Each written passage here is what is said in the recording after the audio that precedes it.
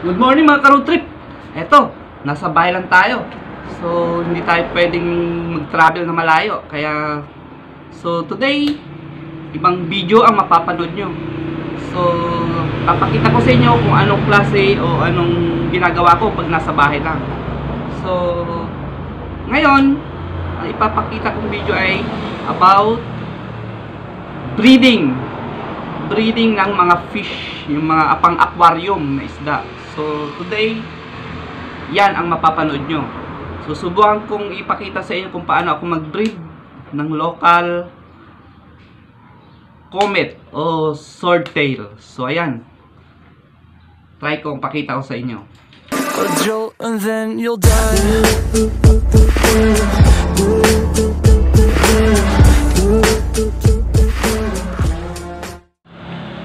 So, ngayon, manguhuli tayo ng isda. Swordtail. So, ayan, nandito sa kanal. Ayan yung kanal, oh. So, ayan, may mga swordtail dyan. Ayan, oh. Ayan. So, ayan, madami. Ayan, makikita nyo, ayan, oh, mga swordtail. Nandito sa kanal lang sila. So, ipapakita ko sa inyo kung paano mag-breed ng swordtail na to. So ayan, huhuli natin. Huhuli tayo ng mga pwede nang i-breed. So ayan, oh, ayan. So, tara, manghuli tayo. Okay? So ayan, gamit tong isang maliit na ano ba ito? Panghuli ng isda. Ito parang ano siya. So, ayan, panghuli siya ng isda. So ito gagamitin natin para makahuli. Saka itong net. Oh, ito parang basket. So ito gagamitin natin para makahuli ng isda. So ayan. Teka, sandali lang. So ito, kukuha tayo ng konting tubig. Lagyan natin ng tubig ito. Yung timba na to, yan. Ayan, may tubig na siya. Ganyan kadami yung tubig na kailangan natin. So, kailangan kasi yung paglalagyan natin ng isda, kung ano yung tubig na pinanggalingan niya, yun din ang paglalagyan natin. Doon natin sila ilalagay. So, ayan, naka-ready na yung net natin. Ito, parang basket. Tapos ito, gagamitin ko pang huli. Tataboy natin sila. So, asa na mga isda nyo? Nawawala na sila, nagtago na. So dito tayo kukuha. So ayan. Takbo. So ayan, andyan na sila. O ayan. O, ulihin natin lahat mga yan. O. So ayan. Oops. So ayan, meron na. O may nahuli tayong isa. So ilalagay natin ngayon sa timba. So ayan na siya. Oo, ayan. Sa dami ng isda, iisa lang nahuli ko. So ayan, lagay ulit natin to. Teka. So saan yung net? Nahulog na. So ayan, nakaharang na yung net na yan. So manghuhuli ulit tayo. Yun, meron na naman. So ayan. So ito, dali na natin doon sa area kung saan pwede nating ayusin yung breeding tank niya. So ayan, lipat natin. So ayan, oh, diba? So teka lang. So ito, naka-ready na ako ng isang timba. Ito yung dito tayo magbi-breed. Ito ang gagawin nating breeding tank. So ito, tubig. Nilagyan na natin ng tubig. Itong tubig na to galing sa poso o sa bomba. So hindi na kailangan i-stack. So ganyan lang. Pag nawasa kasi, pag galing sa mga may chlorine yun, kailangan i-stack mo ng mga 3 weeks. So ito, dadali na natin doon. So, pakita ko sa inyo kung paano mag-prepare ng breeding tank ng mga swordtail. So, ayan, clear siya na tubig. So, buhatin lang natin. Lagyan natin sa loob. So, ayan. So, ayan, dala ko na. Nabitbit ko na tong breeding tank. So, ito. Ayan. Malinis siya. So, i-prepare na natin. So, teka lang. So, ayan. Naka-prepare na tayo. Ito, gagamitin nating lagayan ng pagtataguan ng mga similya o yung mga fry ng mga swordtail. So, ayan. So, bakit natin kailangan to? Kasi, dito kasi, pag ang swordtail kasi, pag maliliit pa sila, kinakain ng mga, malalaking swordtail. Yung mother niya, o kaya yung father niya, kinakain yan sila. So, kailangan natin ito para sakali may tatakbuhan sila, may tataguan sila. So, ito. Papakita ko sa inyo. Ilagay lang natin ito sa gitna. So, ayan, teka lang. So, ito, naka-prepare. Ilagay lang natin dito sa gitna. Ito sa hinanda kong tank. Breeding tank. So, ayan, nakalagay sa gitna. So, purpose talaga yan para hindi sila kainin. Hindi sila kainin ng mga malalaking swordtail. So, ito, may naka-ready na rin akong water lily. So, ito, water lily. So, kailangan nila to. Kasi dito sila nagtatago sa mga ugat-ugat na yan. Ayan, may ugat yung mga na yan. Ayan. Dito nagtatago yung mga fry. So, ilagay lang natin sa gitna. So, ayan. Dun sa net na nilagay natin, yung net kanina, para tayo nagtatanim. So, ayan. Ayan. Ayan, lagay natin sa gitna. So, kailangan nakadikit siya sa tubig. Kasi matibay sa tubig tong di ba? Water lily. So, ayan, lagyan natin ganyan. So, ayan, lumulutang siya. Mabigat. Kailangan ng pabigat. So, ayan, nasa gitna na siya. So, ayan. O, diba? So, tapos, dito sa labas naman, dito sa area na to, ilalagay natin yung ito, lotus. Ito, lotus. So, dito naman ang kailangan ng mga kailangan ng mga mother na swordtail. Yung mga breeder natin. So, ayan, ilalagay lang natin dito. So, ayan. Ayan na. Naka-ready na. O, diba? Yan ang pagre-ready ko ng yan. Lumulutang siya. Magaan tong natin. Masyadong madami yata ang tubig. So, ayan. O. So, marami yata ang tubig. So, ayusin lang natin. Yan. O, ayan. So, para may taguan lang yung mga fry.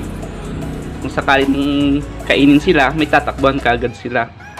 So, yan ang purpose ng water lily sa gitna. At saka yung net, ito, importante itong net na to. Doon sila lulusot. Kasi may mga butas yan, diba? Doon lulusot yung mga maliliit na fry sa loob na yan. So, ayan, naka-prepare na tayo. So, kunin na natin yung isda. So, teka lang. So, ito na yung isda natin kanina na nahuli doon sa kanal. So, ayan.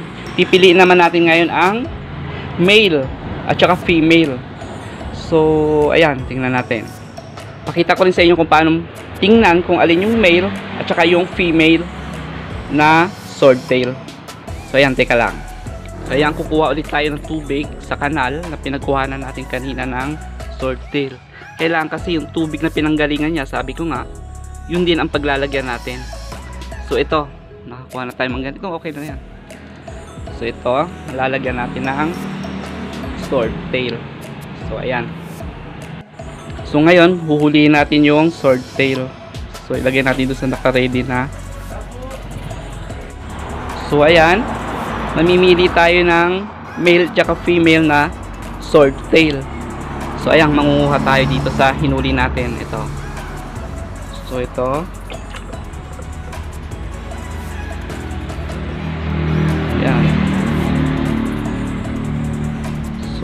teka lang. So ayan, may nahuli na tayong isa. So pakita ko sa inyo. Ito. So ito, ayan. So ayan, oh ayan. Ito male ito. Bakit ko nasabing male? Kasi meron siyang tail na mahaba dun, oh. Ayan, oh, yung buntot niya may extension yung buntot niya. So male ito. So yung iba, makikita mo rin dito sa pens niya, yung anal pens niya, patulis siya. Tsaka yung male na swordtail ay pahaba. So yan ang swordtail na male. So ayan, may buntot siya. So tandaan niyo may buntot. So ayan. So ayan, manghuli ulit tayo ng female naman ngayon. So ayan. So teka lang. So ayan, ito female naman ito. So ayan, oh, maumbok yung katawan niya. So mahaba siya. So masyadong mahaba na itong ano natin, breeder na to. So ilang inches na kaya ito? Susukatin natin. Ito ruler. So teka. Mahaba ito eh. Oh, almost 2 inches na siya. 2 inches, so mahaba. Oo, 2 inches na. So ayan. Ayan, oh. Ang laki, diba? Halos 2 inches na, oh. 12 centimeter. 2 inches na. O, diba? Malaking female na ito. Babae ito. So ayan. Lagyan na natin. So ayan. So ang kailangan natin ang ratio kasi pag breed ng ganito, karamihan 6 na male, 6 na female, tsaka isang male lang. So ayan. Yan ang ratio na kadalasan na ginagawa ng mga professional, yung 6 female, then isang male. So sa akin ginagawa ko 5 lang. 5 na female and isang male. So kaya na niya yan. So ayan. So kailangan pa natin ng bali dalawa pa lang, isa pa lang ng female. So kailangan pa natin ng 5. So teka lang. So ayan. So mangunguha pa tayo dito ng 5 female. So ayan, manguhuli tayo ng 5 female. So teka lang. So ayan, ito na yung i-breed natin. Ililipat na natin siya after 10 minutes. So, naka 10 minutes na tayo. So ayan. So, yung isda natin kanina na binabad. So, ibubuhos na natin ngayon dito sa tank. Dito sa breeding tank. So, ayan. Ibubuhos na natin sila. So, ayan sila. So, yun. Ayan na yung mga... Yung iba, ginagawa nila, dito nilalagay nila sa gitna yung mga breeder. Para pag nanganak na naman sila, dito lalabas yung mga fry. So dito sila lalabas, lululusot lang sila doon. So ayan, ilan yan. So mag-antay-antay lang tayo ng mga 2 or 3 months, 3 weeks to 1 month. Ayan, nakikita na natin may mga fry na dyan. So itong area na to, sapat na to para sa mga fry na lalabas. So ayan, mag-antay-antay lang tayo. Sa umaga, paggising natin, budburan natin ng mga 12 na butil ng floating fish, yung maliliit lang. Budburan natin dito, ganun din sa hapon o kaya sa gabi bago ka matulog, budburan mo ulit ng mga 12 pieces lang. Para hindi siya kaagad lumabo yung tubig. Kasi pag marami siyang feeds, ma-overfeed siya, wala, lalabo yung tubig natin. So hanggat maaari, kunti lang ilalagay nating feeds para hindi kaagad-agad madumi ang tubig natin. So ayan, oh. So ang klema ng tubig tsaka yung kanina parehas na. So sure ka na dyan. Yung iba pag nawasa yung tubig, yung galing sa faucet, medyo kailangan pa kasi ng mga ano yun, 1 month siguro, kailangan maibabad mo. Kailangan nakalagay siya sa container, lagay mo lang sa container. Kung wala kayong poso, pwede rin yun, yung tubig na yun. Lagay mo sa container, ibabad mo ng mga 1 month. Then, kasi may chlorine yung tubig natin sa nawasa o sa kaya sa faucet. May chlorine yun. So, hindi delikado yun sa mga swordtail o sa mga isdang nagbi-breed. So, kailangan ibabad mo muna para yung chlorine bumaba.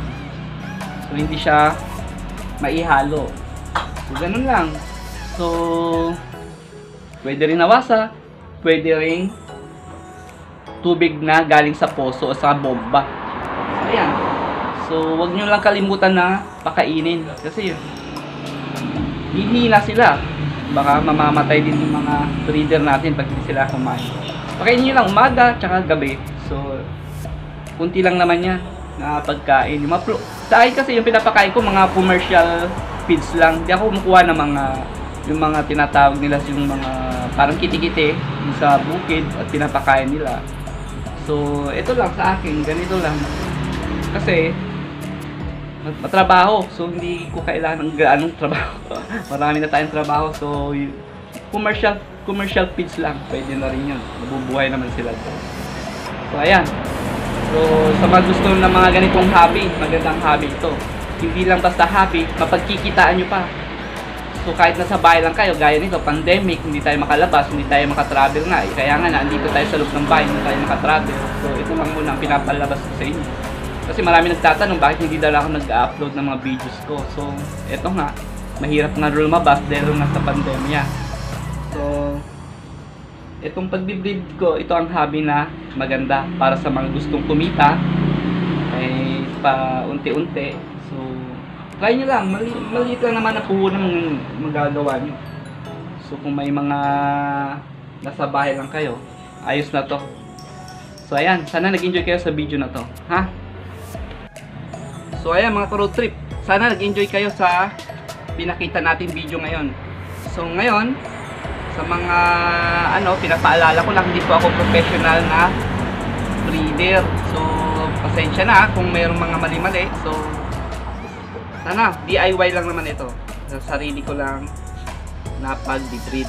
So ayan, so meron tayong guppy, meron tayong swordtail, meron tayong beta, meron tayong angelfish, mollies. So ayan, sa mga susunod na mga video siguro may papakita ko pa sa inyo yung ibang klase ng pag-breed ko. So simple lang naman ang pag-breed. So alaga lang, konting pagkain, pakainin nyo lang ng mga kahit yung mga commercial na pagkain nila, yung mga pellets, yung maliliit. So ayan, so sa inyo ako pa nagpapasalamat sa video na to na pinapakita ko sa inyo at sana nag-enjoy kayo rin. So sana may natutunan din kayo sa pag-breed ko. Susunod, panibagong video na naman ang pag-breed ang papakita ko sa inyo. Tsaka i-update ko sa inyo kung pag nanganak na itong mga ginawa nating swordtail na breeder. So, maraming salamat. So, sa susunod, panoorin nyo ulit. So, sa gusto mag-subscribe, subscribe na kayo. So, bagong video na naman ito. So, thank you. Maraming salamat. Bye!